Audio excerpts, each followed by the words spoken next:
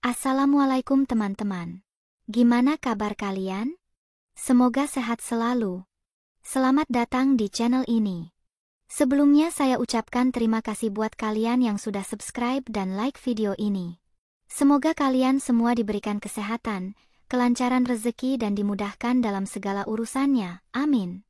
Sebelum cerita ini dimulai, yuk absen dulu di kolom komentar dari kota mana kalian menonton video ini. Dan tulis di kolom komentar tanggapan kalian setelah menonton video ini. Jika sudah, yuk kita mulai ceritanya. Selamat menyaksikan. Langit sore meredup saat Nia berdiri di depan jendela kamar apartemennya, menatap kosong ke arah kota yang mulai diselimuti cahaya lampu. Semilir angin menerobos melalui celah jendela, menggugahnya dari lamunan yang kelam. Ia menggigit bibir, menahan gejolak yang berkecamuk di dadanya. Sudah 3 tahun ia hidup bersama Anton, suaminya. Dari luar, kehidupan mereka tampak sempurna. Rumah yang nyaman, mobil mewah, dan segala hal yang diimpikan banyak orang. Namun, di balik itu semua, hatinya selalu dipenuhi kegelisahan. Ada sesuatu dalam pernikahan ini yang terasa salah. Sesuatu yang selama ini ia abaikan, berharap itu hanya perasaan sesaat. Tapi tidak. Anton bukan pria yang kasar, tapi juga bukan pria yang penuh cinta. Ada jarak yang tidak pernah bisa Nia jangkau dalam diri suaminya. Setiap kata-kata Anton selalu terasa seperti teka-teki, setiap tatapannya selalu menyiratkan sesuatu yang tersembunyi. Ia seringkali mendapati Anton berbicara di telepon dengan suara rendah, lalu tiba-tiba terdiam saat Nia mendekat. Anton adalah misteri yang tak pernah bisa ia pecahkan sepenuhnya. Dan kini, misteri itu terungkap dalam bentuk permintaan yang tak masuk akal. Nikahi ayahku.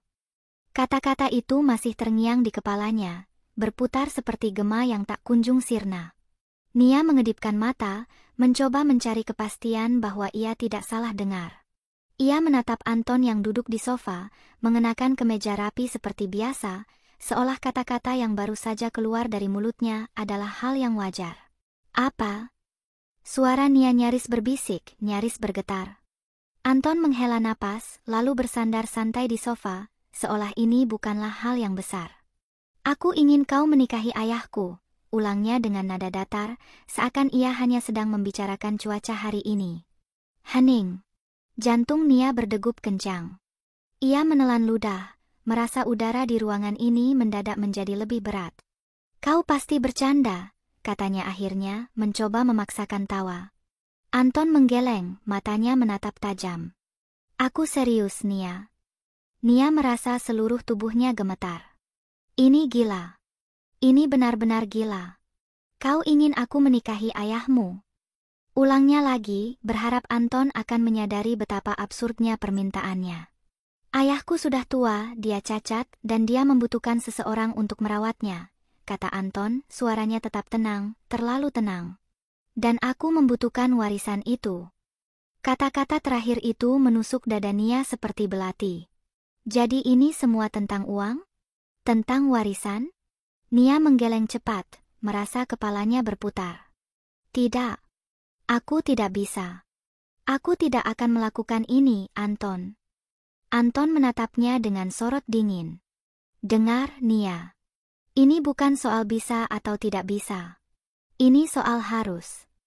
Nia mundur selangkah, merasakan jantungnya berdetak kencang. Kenapa harus aku? Kau bisa menyewa seseorang, membayar perawat.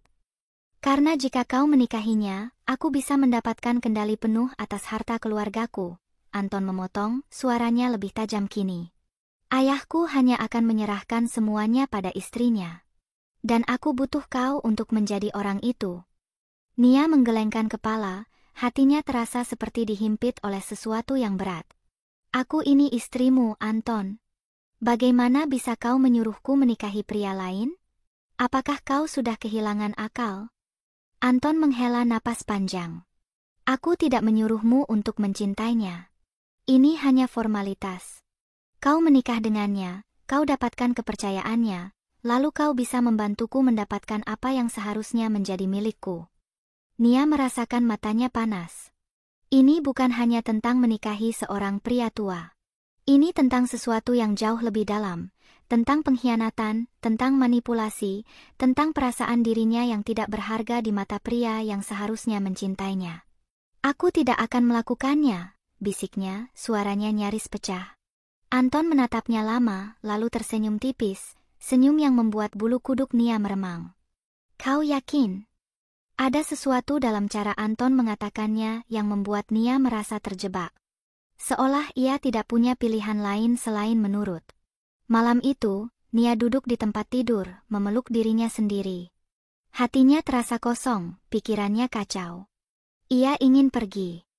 Ia ingin lari. Tapi kemana? Anton adalah pria yang penuh kendali. Ia tahu bagaimana mengikat Nia dalam perasaan bersalah dan kewajiban moral. Jika ia menolak, apa yang akan terjadi? Suara teleponnya berdering, membuatnya tersentak. Dengan tangan gemetar, ia meraih ponselnya dan melihat nama yang tertera di layar, Lani. Dengan cepat, ia mengangkatnya. Lani.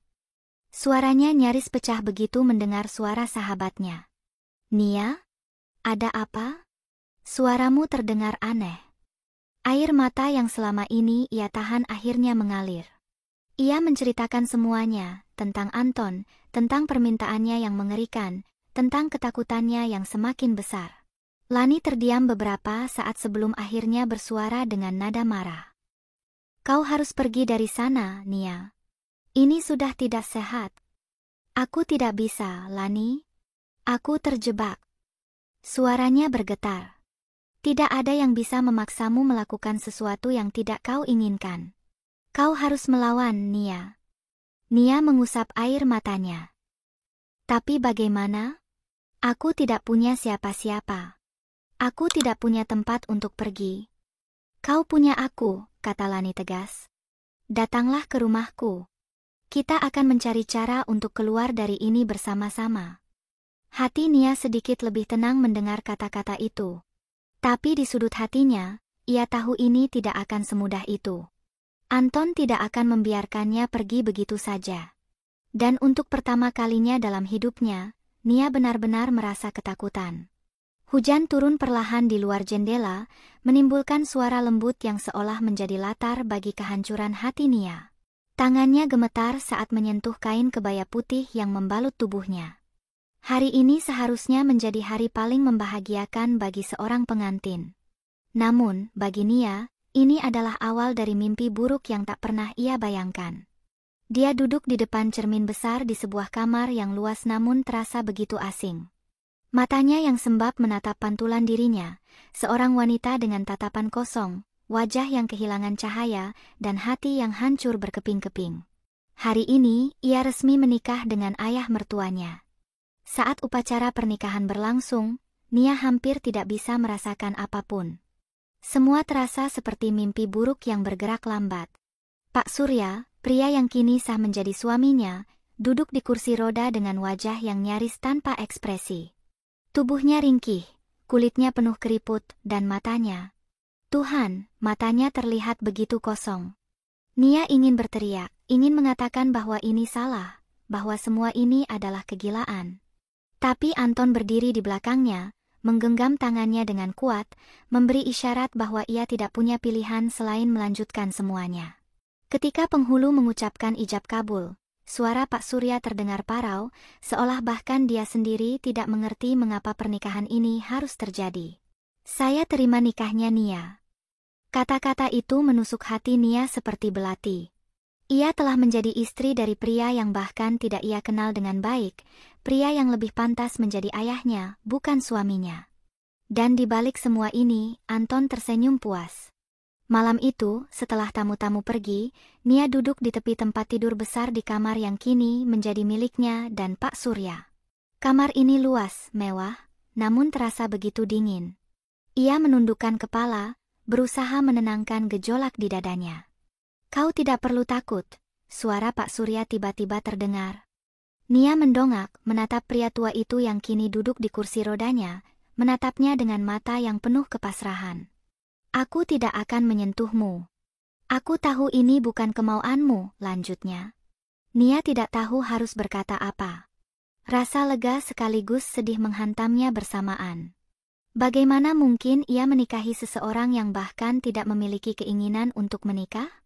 Kau tahu, Nia, Pak Surya menghela napas panjang. Aku tidak punya pilihan. Sama seperti kau. Hati Nia mencelos. Ia menatap pria tua itu dengan lebih dalam. Ada sesuatu di sana, sesuatu yang tersembunyi di balik sorot matanya. Anton, dia mengancammu? Suara Nia lirih. Pak Surya tidak langsung menjawab. Ia hanya tersenyum kecil, senyum yang lebih terlihat seperti kepedihan yang dipaksakan. Kau harus pergi dari sini, Nia, bisiknya pelan. Nia terhenyak. Apa maksudmu? Pak Surya menatapnya lekat-lekat, lalu menunduk, menggenggam tangannya sendiri dengan gelisah. Anton bukan orang yang kau kira. Jika kau tetap di sini, aku takut sesuatu yang buruk akan terjadi padamu. Hati Nia berdebar kencang. Aku tidak bisa pergi begitu saja, bisiknya. Anton tidak akan membiarkanmu pergi, kata Pak Surya, suaranya kini terdengar seperti peringatan. Dia membutuhkanku untuk menyerahkan seluruh hartaku, dan dia membutuhkanku untuk mati.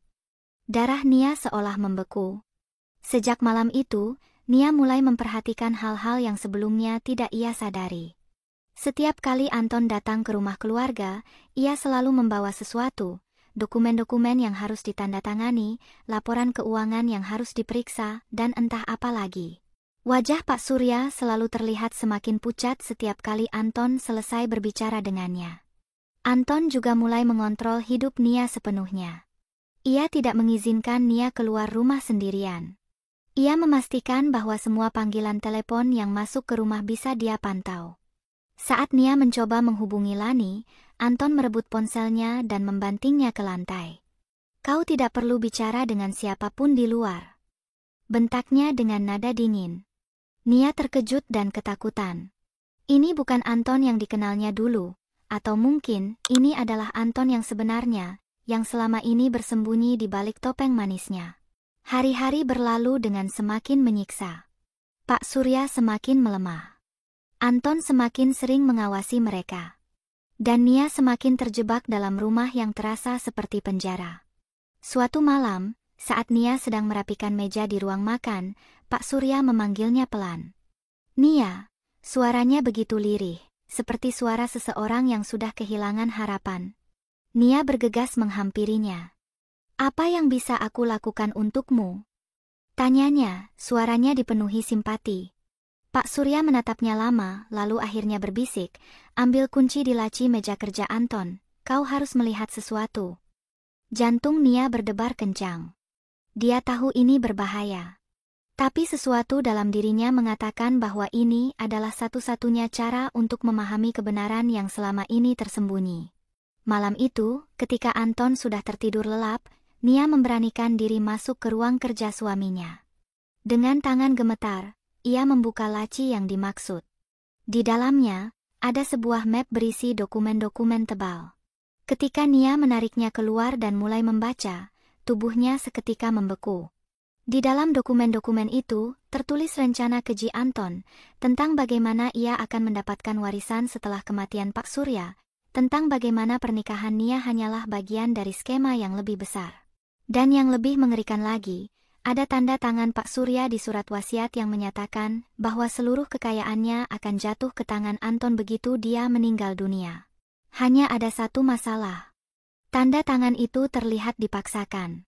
Seolah ditandatangani oleh seseorang yang tidak memiliki pilihan. Nia menutup mulutnya, menahan tangis yang hampir pecah. Ini bukan sekadar pernikahan penuh paksaan. Ini adalah perangkap. Pak Surya tidak hanya dijebak, tetapi juga mungkin akan dibunuh. Dan jika Anton bisa melakukan ini kepada ayahnya sendiri, apa yang akan ia lakukan pada Nia jika ia menolak ikut dalam permainannya? Nia merasakan tubuhnya lemas. Ia harus mencari cara untuk keluar dari rumah ini. Sebelum semuanya terlambat. Nia duduk di lantai kamar dengan napas tersengal, tangannya gemetar saat mencengkeram dokumen yang baru saja ia temukan. Cahaya redup lampu meja kerja Anton menyinari lembaran-lembaran kertas di pangkuannya. Matanya menelusuri tulisan itu sekali lagi, berharap ia salah membaca, berharap semua ini hanyalah kekeliruan yang tidak disengaja. Tapi tidak. Dokumen-dokumen ini adalah bukti bahwa Anton telah merencanakan semuanya sejak lama. Pernikahan ini bukanlah tentang tanggung jawab atau kewajiban moral. Ini adalah perangkap. Perangkap yang dirancang dengan sempurna untuk memastikan bahwa Anton mendapatkan seluruh kekayaan keluarga. Tangan Nia terangkat, menutup mulutnya yang bergetar. Ia merasa seperti akan muntah. Tanda tangan Pak Surya ada di sana, tapi goresannya tidak stabil, seolah dibuat oleh tangan yang dipaksa. Tidak hanya itu, ada catatan transaksi keuangan yang menunjukkan bagaimana Anton secara diam-diam telah mengalihkan sebagian aset ayahnya ke rekening pribadinya. Sebuah kalimat di salah satu dokumen membuat darahnya membeku. Seluruh aset akan dialihkan kepada ahli waris setelah kematian pemilik sah. Kematian. Anton menunggu ayahnya mati. Atau lebih buruk, ia merencanakannya.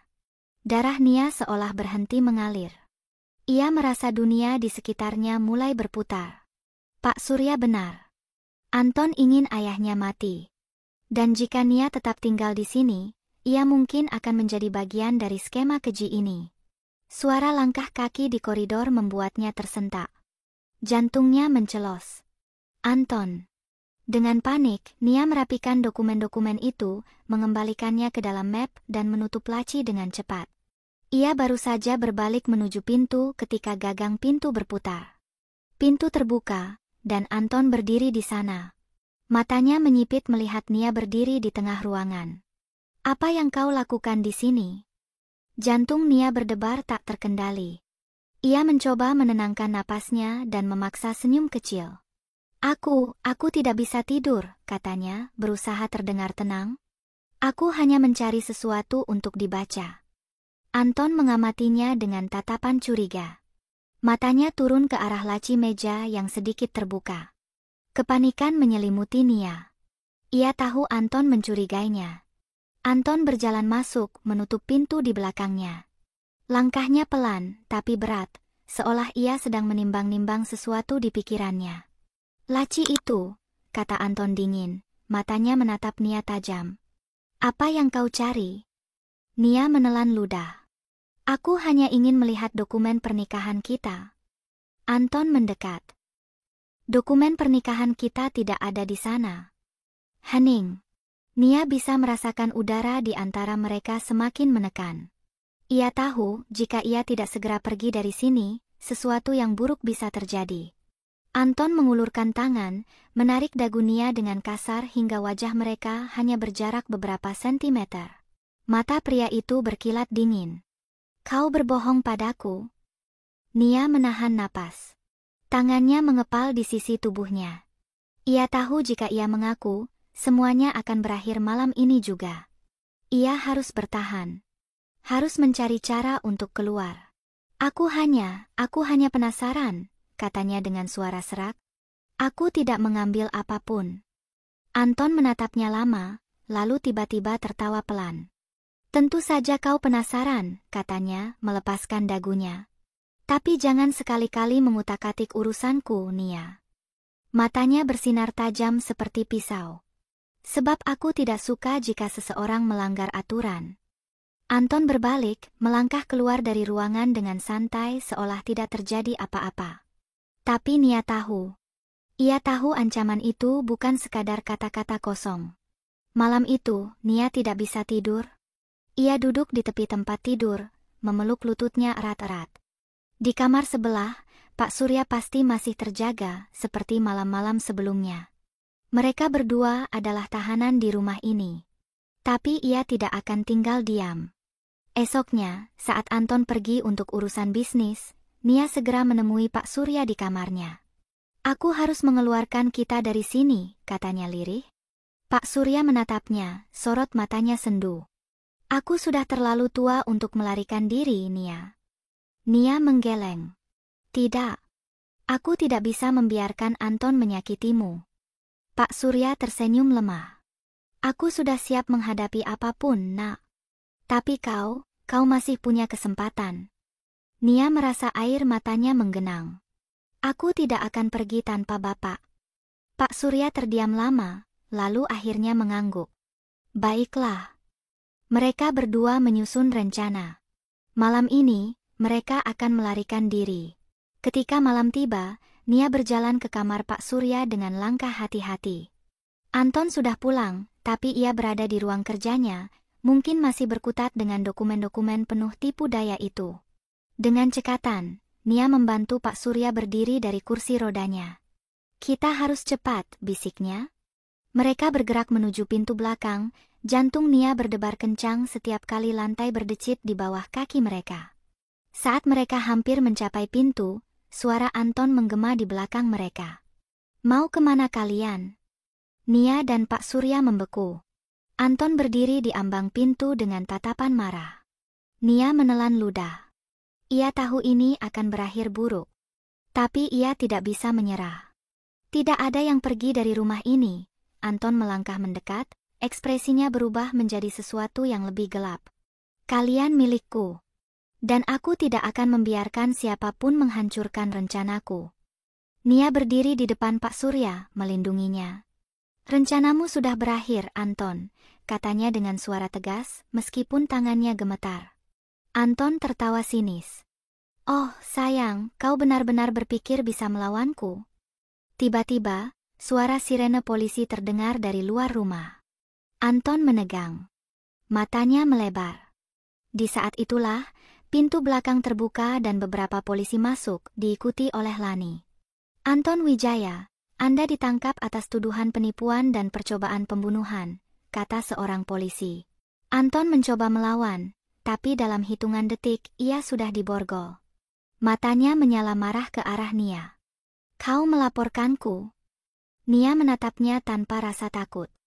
Kau tidak bisa mengurungku selamanya, Anton. Anton berteriak penuh kemarahan saat polisi menyeretnya keluar. Dan untuk pertama kalinya dalam waktu yang lama, Nia menghirup napas lega. Beberapa minggu kemudian, Nia duduk di taman rumah barunya bersama Pak Surya.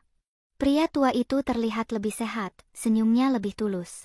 Terima kasih, Nia, katanya lembut. Nia tersenyum, menatap langit senja yang berwarna keemasan. Aku hanya melakukan apa yang benar, Pak. Angin berembus lembut. Dan untuk pertama kalinya dalam hidupnya, Nia merasa benar-benar bebas.